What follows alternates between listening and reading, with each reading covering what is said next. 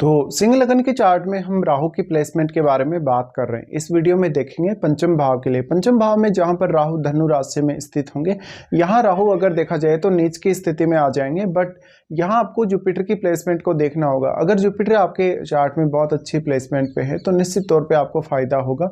यहाँ राहु के स्थित होते हुए आप बहुत ही ज़्यादा इंटेलिजेंट होंगे और काफ़ी ज़्यादा क्रिएटिव होंगे। ऐसा राहु आर्थिक रूप से बहुत ज़्यादा रिस्क दिखाता है। ये राहु की प्लेसमेंट है तो अब आपके संतान के साथ रिश्ते बिगड़ने की संभावना बहुत ज़्यादा रहेगी। साथ में आपको पैसे को लेकर बहुत ज़्यादा रिस्क लेते हुए देखा जा सकता है।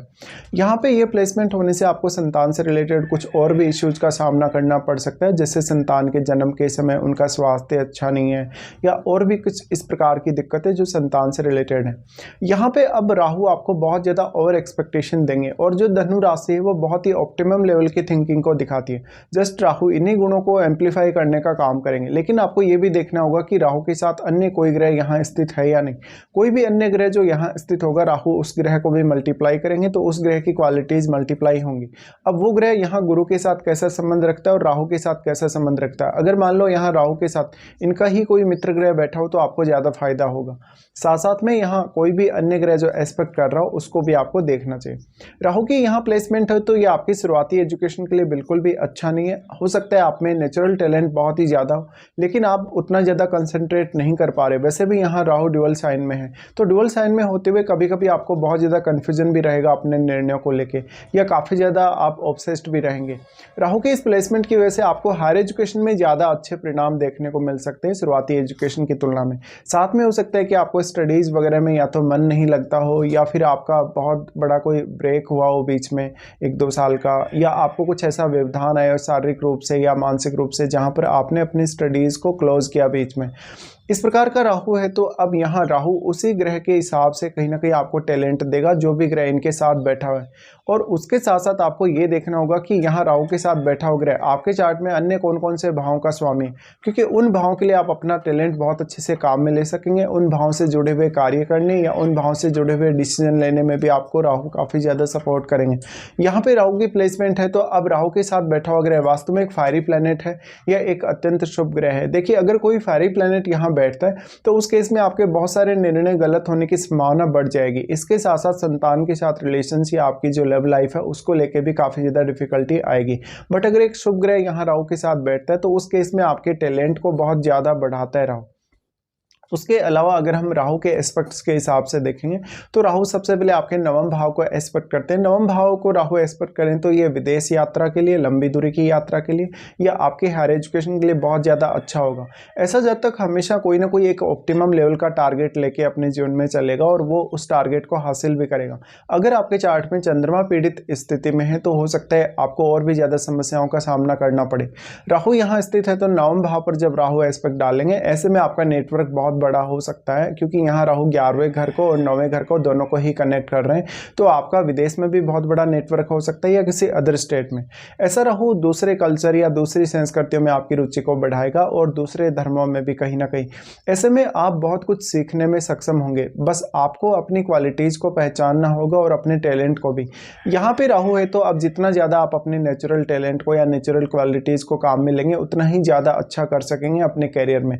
तो कोई भी आप पर्टिकुलर फील्ड में काम कर रहे हैं लेकिन उस फील्ड में आपने अपना टैलेंट कितना यूज़ किया है या अपनी प्राकृतिक क्षमता कितनी यूज़ की है, ये बहुत ज़्यादा मैटर करेगा।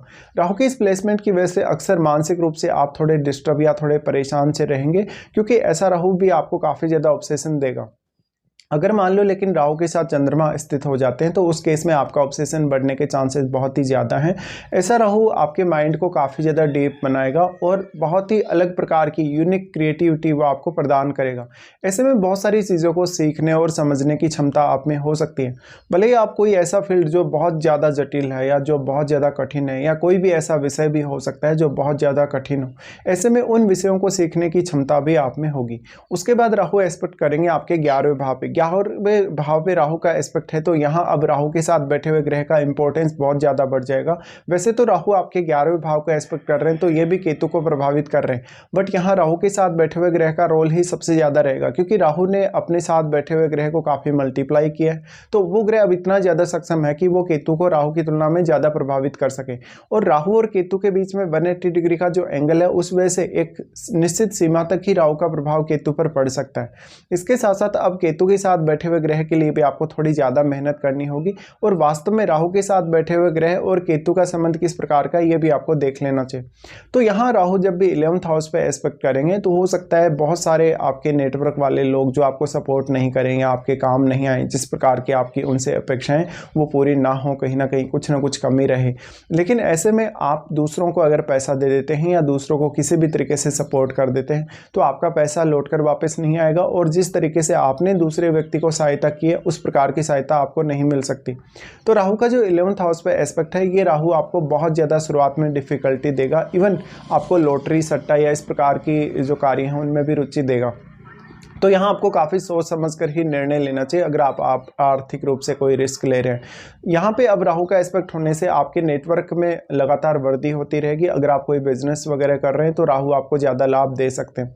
फिर राहु का एस्पेक्ट यहाँ से रहेगा आपके लगन पर। लगन पर राहु का एस्पेक्ट आपको बहुत ही ज़्यादा ऑब्सेशन देगा, साथ में आप खुद को प्रायोरिटी देते हुए ज़्यादातर नजर आएंगे। ऐसा राहु अगर आपके लगन पर एस्पेक्ट करे तो ये आपके टैलेंट को जरूर बढ़ाएगा और आपको काफ़ी सारी प्राकृतिक क्षमताएं देगा। राहु के इस एस्पेक्ट की वजह से खुद को समझना आपके लिए बहुत बेहतर होगा, खुद को जानना बहुत बेहतर होगा, तो दूसरों के सामने आप खुद को बहुत अच्छे से रिप्रेजेंट कर सकेंगे। इस एस्पेक्ट की वजह से कहीं ना कहीं सेल्फ ऑब्सेशन ज़्यादा रहेगा और इस वजह से आपके रिश्तों में कुछ प्रॉब्लम्स रहेंगी। पंचम भाव का राहु है तो हमेशा लव लाइफ में प्रॉब्लम्स रहती हैं और इसी को लेकर आप बहुत ज़्यादा ऑब्सेस्ड रहेंगे। अब आप ये देखिए कि लगन में कोई भी ग्रह स्थित है या नहीं। अगर लगन में कोई भी ग्रह स्थित है और अगर वो एक राहु का मित्र ग्रह है तो यहाँ राहु और भी ज़्यादा बेटर परिणाम दे सकते हैं। तो यहाँ कहीं ना कहीं राहु अपना प्रभाव आपके लगन पर डाल रहे हैं, तो आपको बहुत ज़्यादा एम्प्लीफिकेशन देंगे आपकी पर्सनैलिटी को, आपके गुणों को। इससे लोग हो सकता है आपको उतना अच्छे से पहचान पाएँ या न पहचान पाएँ, लेकिन आपका प्रदर्शन लगभग हर फील्ड में बहुत अच्छा रहेगा।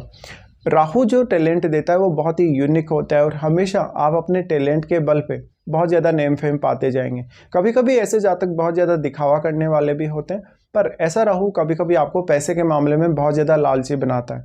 अब आपको ये देखना होगा कि आपको राहु की महादशा है या नहीं, क्योंकि अगर राहु की महादशा है तो इस प्रकार के राहु की प्लेसमेंट से जो परिणाम आपको देखने को मिलेंगे वो सबसे ज़्यादा देखने को मिलेंगे। साथ में अगर जुपिटर का एस्पेक्ट हो यहाँ राहु पर तो राहु और भी ज़्यादा बेहतर परिणाम दे सकते हैं। तो यहाँ राहु प्लेस्ड हैं तो कोई भी प्रकार की ओवर एक्सपेक्टेशन आपको अपने रिश्तों में नहीं रखनी चाहिए, जैसे अपने पार्टनर के साथ, संतान के साथ या अन्य उन लोगों के साथ जिनके साथ भी आप जुड़े हुए हैं। अभी यहाँ राहु प्लेस्ड है तो ये बहुत सारे मल्टीपल विषयों में बहुत सारी चीज़ों को जानने, सीखने या समझने में आपकी रुचि को बढ़ाएंगे। अब आपके ऊपर डिपेंड करता है कि इस रुचि को आप कैसे यूज करते हैं कहीं ना कहीं, या खुद के टैलेंट का कितना अच्छा परफॉर्मेंस आप देते हैं किसी भी पर्टिकुलर कार्य में। इसके साथ साथ राहु के साथ जो बैठा हुआ प्लेनेट होगा वो कहीं ना कहीं आपकी मेंटलिटी को बहुत ज़्यादा प्रभावित करेगा और आपकी निर्णय क्षमता को भी। तो इस तरीके से आपको देखना होगा जब भी राहु आपके पंचम भाव में प्लेस्ड हो।